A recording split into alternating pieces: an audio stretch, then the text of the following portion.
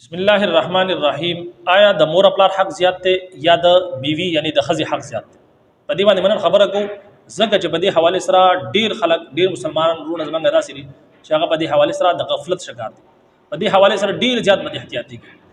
یاد وساتئ دا چې څومره حقوق دي د بندګانو د مور پلار دغه شان دي د خزي د اولاد دغه شان دي د ورونو دغه شان دي د نور رشتہ دارانو د مسلمانانو دا چې کوم حقوق دي د حقوق العباد ویل کېږي. او حقوق العباد ګوره یاد وساتئ دا ګوره الله حضرت چره هم نه معاف کړي چې تر څو پورې هغه بنده ته نه معاف کړي الله حضرت خپل حق معاف کړي یعنی منځ روزه زکات حج وغیرہ عبادت وغیرہ دا به معاف کړي لیکن حقوق العباد ګوره چره هم نه معاف کړي چې تر څو پورې هغه انسان نه معاف کړي. حدیث شریف کې راځي د قیامت پر باندې به انسان راشي دومره ذات اعمال به کړي چې هغه به د غرونو مروي خلک به دا خو جنتی دي منځ گزار دي تهجد گزار دي صدقه خیرات کوونکې دي دغه شانتي حاجی صاحب دي فلانا دي امکانات دي لیکن هغه چون کې هغه به سګړي د خلکو حقوق په غصب کړي د خلکو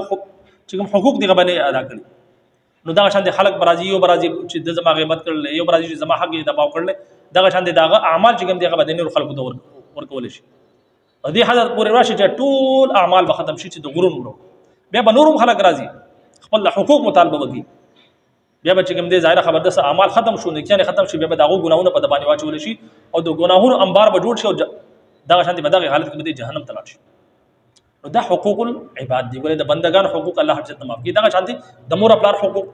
د خزي حقوق ظاهر خبره ده د مور خپل چې کوم حق ته غزيات ته او د هر چا ځان الګ الګ حقوق دي څنګه چې د مور خپل الګ حقوق دي د خزي الګ حقوق دي صدانه ده چې ته د مور خپل حقوق ادا کړي نو د خزي حقوق به ځای کېږي دا سره ده بلکې د مور خپل الګ حقوق دي د خزي الګ حقوق دي. او بعض مرتبه داسې وشي اکثر به داسې میسج راځي سوالات راځي چې مور خپل مې کوم د خزینه اوټي او ماتم دا خبرې کوي نو آیا داغه په خپل باندې ز خپل خزې سره چې کوم د وهل ټکول کولای شم یا نشم کول. یاد وساتئ کچري مور خپل تاسو ته د شریعت په دایره کې دنه تاسو ته خبرې دغه کې حکم کینو هغه منل کچري تاسو ته ظلم حکم کینو پاغي کې اطاعت ضروری نه دی. د مور خپل حق ظاهر خبر ده د دنیا د درادو سبب جوړ شوی دی دا حق زیات دی او په دې حواله سره اکثر منګلې دلی نن سبا په دور کې چې موږ ګورو اکثر داسې وشي چې مور خپل پری دي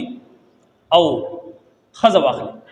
حالانکه شریعت دانوي شریعت تاسو داوي اسلام داوي چې مور خپل حقوق هم ادا کوي د خزه حقوق هم ادا کوي لیکن بدقسمتي دغوي چې هغه راولګي خزه چې د مور خپل د پری دا مور خپل د بچنګ نه فلانا شي زنده راوړي د دوه خیال باندې ساتي ګټري خیال ول ساتي نو خزه به خپکیږي نو د خزه د خپکان په وجه باندې هغه سږي مور خپل پری دي او دا سینه د پکار بلکې په قران مجید کې ګور یاد وساتئ الله رب العزت په کوم ځای کې خپل د عبادت منګه تاسو ته حکم را کړل وقضى ربك الا تعبدوا الا اياه چې صرف د الله رب العزت عبادت وکوي د الله رب العزت خپل عبادت سره د والدین د مور خپل سره د حسن سلوک هم منګه تاسو حکم را کړل وبالوالدین احسان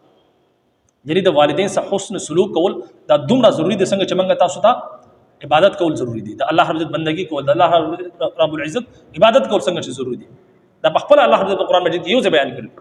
نو دین تاسو اندازه لګول شي چې مور خپل ظاهر خبره کوي چې مور خپل نه وي نو موږ د دنیا ته نو شرات نه بیا د مور خپل چې کوم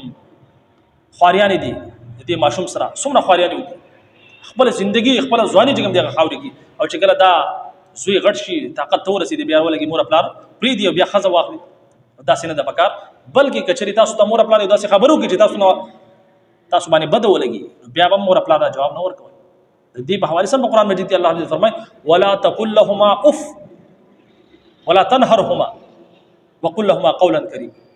چې د مور خپل مخې ته اف هم نه کوي کچري تاسو باندې خبره بد هم ولګي ځان غلې سرکته او یقیني طور پر چې کوم خلکو خپل د مور خپل سره حسن سلوک کړل په دې دنیا کې الله رب العزت هغه انسان په دې دنیا کې بادشاہان کړل بند لاري د الله رب العزت کړلی او چې کوم خلکو خپل مور خپل پریخي دي حقوق نه دي ادا کړی نافرمانیاں نکړلی نو هغه انسان په دې دنیا کې موږ په خپل سترګو لیدل چې هغه ذلیل شوی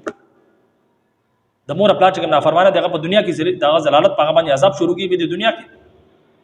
لہذا د مور خپل چې کوم حق ته په دې حواله سره وګورئ چې هم تاسو سوسید نه کوئ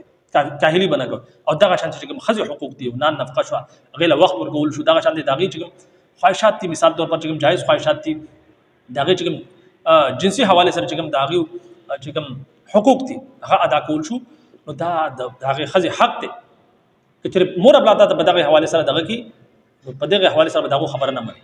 ځکه چې کچري هغه د شریعت نه هټ کې تاسو ته حکم درکې نو په دغه کې به دغه تابعداري نه کوي دا د الله حضرت حکم دی چې بیا په دې کې د الله حضرت حکم مني په دې کې بیا مور پر حکم نه مني اگر چې مور پر دي خپول نشي ځکه چې هغه تاسو ته د ناجایز حکم درکې ناجایز خبري حکم درکې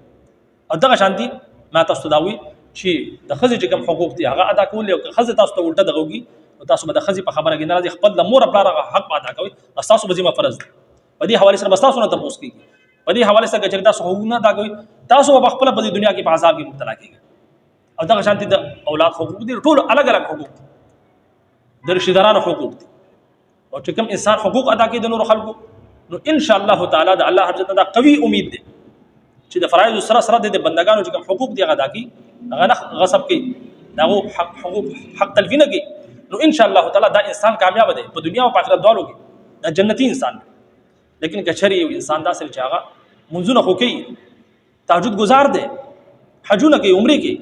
زکات صدقات خیرات ورکوي لیکن د مور خپل نافرمانی کوي یا د خزي حقوق نه ادا کوي یا دغه شانتي د اولاد حقوق نه ادا کوي دغه شانتي د رشتہ دارانو سره جنگ جګړې فسادات دا انسان اگر چې د نمازي مزګزاره او دغه شانتي تهجد گزاره ول نه دي لیکن دا انسان د دنیا او د آخرت دواړو په خساره کې الله حضرت منګه تاسو ته د دین اسلام صحیح سمجھ اور باقی میں عمل کو توفیق راکړي اجازه راکړي السلام علیکم ورحمۃ اللہ وبرکاتہ